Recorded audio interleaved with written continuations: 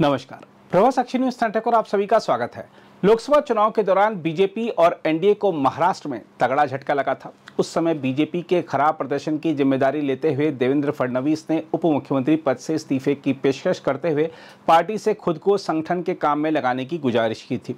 BJP और RSS ने हालांकि इस्तीफे की पेशकश को खारिज करते हुए फडणवीस से अपने पद पर काम करते रहने को कहा था। हालांकि संघ से जुड़े कुछ पत्रों ने बीजेपी और फडणवीस के उस फैसले पर सवाल उठाए थे जिसके तहत अजीत पवार की पार्टी से गठबंधन किया गया था। हाल के समय में कई बार खबरें आईं कि आरएसएस के नेता फडणवीस के घर जाकर उनसे मिले। यह भी खबरें आईं कि फडणवीस ने संघ मुख्यालय जाकर आरएसएस नेताओं से मुलाकात की।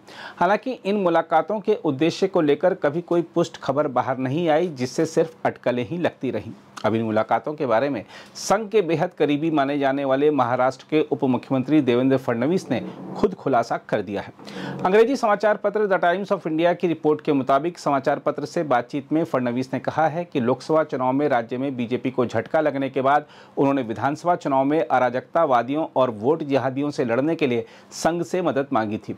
जब उनसे लोकसभा चुनाव के बाद आरएसएस पदाधिकारियों के साथ उनकी लगातार बैठकों के बारे में पूछा गया और क्या विधानसभा चुनाव में संघ बीजेपी के बचाव में आएगा, यह प्रश्न किया गया, तो उन्होंने कहा कि मैं स्वयंसेवकों के साथ लगातार संपर्क में हूं।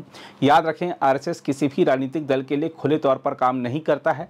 फडणवीस ने कहा कि बीजेपी और उसके सहयोगी दल कांग्रेस से नहीं लड़ रहे हैं, बल्कि इस पुरानी पार्टी की मशीनरी में अंतर्निहित अराजकतावादी और राष्ट्र विरोधी ताकतों से लड़ रहे हैं। उन्होंने कहा कि संघ के सहयोगी अराजकतावादी ताकतों का मुकाबला करने में हमारी सहायता कर रहे हैं। देखा जाए तो फडणवीस का यह बयान लोकसभा चुनाव के दौरान नड्डा की टिप्पणियों के विपरीत है। जेपी नड्डा ने उस समय कथित रूप से कहा था कि बीजेपी को चुनाव जीतने के लिए आरएसएस के समर्थन की जरूरत नहीं है। इससे अटकलें लग रही थी कि बीजेपी और संघ के बीच सब कुछ ठीक नहीं चल रहा है। इसके अलावा फडणवीस ने कहा कि बीजेपी को वोट जिहाद के कारण लोकसभा चुनाव में राज्य में 10 सीटें गंवानी पड़ी। उन्होंने धुले लोकसभा सीट का उदाहरण दिया, जहां मुस्लिम बहुल विधानसभा क्षेत्र मालेगांव को छोड़कर बीजेपी 1.9 लाख वोटों से आगे थी, लेकिन मालेगांव क्षेत्र में एमवीए को 1.94 लाख वोट मिले और बीजेपी सिर्फ 4000 वोटों से हार गई। उन्होंने कहा कि इसके अलावा बीजेपी के खिलाफ वोट करने के लिए फतवे जारी किए गए और लोगों को शपथ दिलाई गई, लेकिन अब अल्पसंख्यकों को एहसास हुआ है कि उन्हें गुमराह किया गया और उनका इस्तेमाल किया गया। उन्होंने कहा कि कांग्रेस उम्मीदवारों की सूची में कितने मुस्लिम हैं। इसके अलावा राहुल गांधी पर तीखा हमला करते हुए देवेंद्र फडणवीस ने कहा कि विपक्ष के नेता अराजकतावादियों और शहरी नक्सलियों के घेरे में हैं।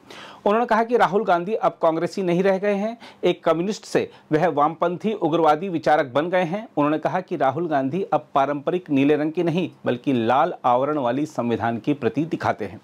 फडणवीस ने कहा कि राहुल गांधी ने आरक्षण खत्म करने की बात करके अमेरिका में अपने ही फर्जी आख्यान को ध्वस्त करके बीजेपी का काम आसान कर दिया है। उन्होंने कहा कि राहुल गांधी की बात को राज्य कांग्रेस अध्यक्ष नाना पटोले ने आगे बढ़ाया है। दोनों वास्तव में अनजाने में बीजेपी का काम कर रहे हैं। उन्होंने कहा कि महायुति के लिए लोगों में व्यापक सकारात्मकता है और कहा कि लड़की बहन योजना एक गेम चेंजर होगी क्योंकि इससे महिलाओं में आशा पैदा हुई है। उन्होंने कहा कि इसके अलावा लोगों ने देखा कि कैसे हमारी सरकार ने वादों को पूरा किया। उन्होंने कहा कि हमने नदी जोड़ो जैसी परियोजनाओं को फिर से शुरू किया जो विदर्भ की किस्मत बदल देगी और जल ग्रिड परियोजना के माध्यम से मराठवाड़ा में समुद्री जल लाएगी।